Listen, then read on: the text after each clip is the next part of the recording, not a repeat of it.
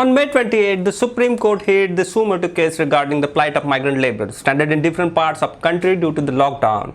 During the hearing, Solicitor General Tushar Mehta presented the step that government had taken so far to tackle the issue. He argued that the center is doing a lot, but there are prophet of dooms who spread the negativity. He also said that the armchair intellectuals do not recognize the nation's effort. The SG then went to narrate the story of Vulture and the child photograph by Pulitzer-winning photojournalist Kevin Carter during the famine in Sudan. There was a photographer who went to Sudan in 1983. It turns out that the story narrated by the Solicitor General was doing the round on WhatsApp among the supporters of Prime Minister Modi since last week at least. In attempt to silence any criticism of government, the masses draw parallel with Kevin Carter's story and compare those highlighting the misery of migrant workers to the vultures. Tushar Mehta got the year famine wrong, but narrated the rest story almost verbatim. What is the WhatsApp forward? There was a panic-stricken child. A vulture was waiting for child to die. Carter photographed it and the photo was published in New York Times. The photographer was awarded by Pulitzer Prize. He committed suicide after 4 months. A journalist had asked him what happened to the child.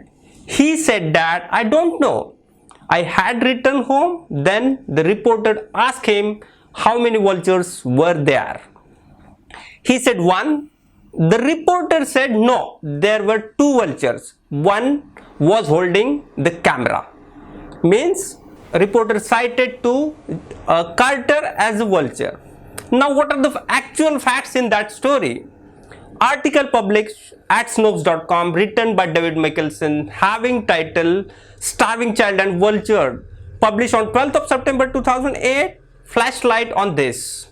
In 1993, Carter headed north to border with a friend and his fellow journalist Joe Silva to photograph the rebel movement in famine-stricken Sudan. Immediately after their plane touched down in the village Ayod, Carter began snapping photos of famine victims. Seeking relief from sight of masses of people starving to death, he wandered into the open bush. He heard a soft, high-pitched whimpering and saw a teeny girl trying to make her way feeding center. As he crouched to photograph her, a vulture landed in view. Careful not to disturb the bird, he positioned himself for the best possible image. He would later say he waited about 20 minutes, hoping the vulture would spread the wings. It did not, and after he took his photograph, he chased the bird away and watched as the little girl resumed her struggle.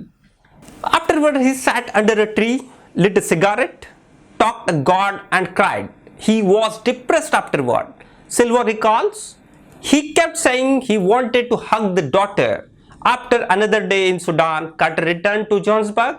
Coincidentally, the New York Times, which was looking for the picture of Sudan, brought this photograph and ran in March 26, 1993. The picture immediately became icon Africa's anguish. Hundreds of people wrote and called the Times asking what happened to the child. The paper reported that it was not known whether she reached to the feeding center. And papers around the world reproduced that photo.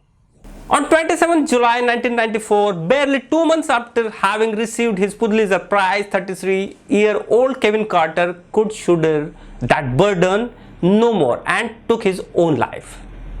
The suicide note he left behind is a litany of nightmares and dark visions, a clutching attempt on autobiography, self-analysis, or explanation, excuse. After coming home from New York, he wrote he was depressed. Without phone, money for rent, money for child support, money for debates, money. I am haunted by vivid memories of killings and cops and anger and pain, of saving or wounded children or trigger-happy madmen, often police of killer executioner. Although the perpetrated diary entry beginning, "Dear God, I promise I will never waste my food." that has been tagged on his photograph may sound like something Kevin Carter might have written. Those words are not recorded in his diary, nor are they known as been written or spoken by him.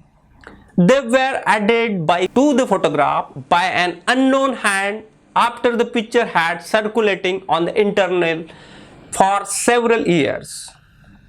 After on that contrary matter, if we seen actual story and the facts cited by our Solicitor General in Supreme Court, it clearly stated that our Solicitor General going with wrong facts. We need, our country need to go with facts, not by what's forward. And it is very saddened to see me or any journalist that our top lawmaker or law position Tushar Mehta was cited a WhatsApp story. So check first for facts and then cite any story. That's for today. We'll meet on next episode. Thank you. Subscribe now and press the bell icon. Never miss an update.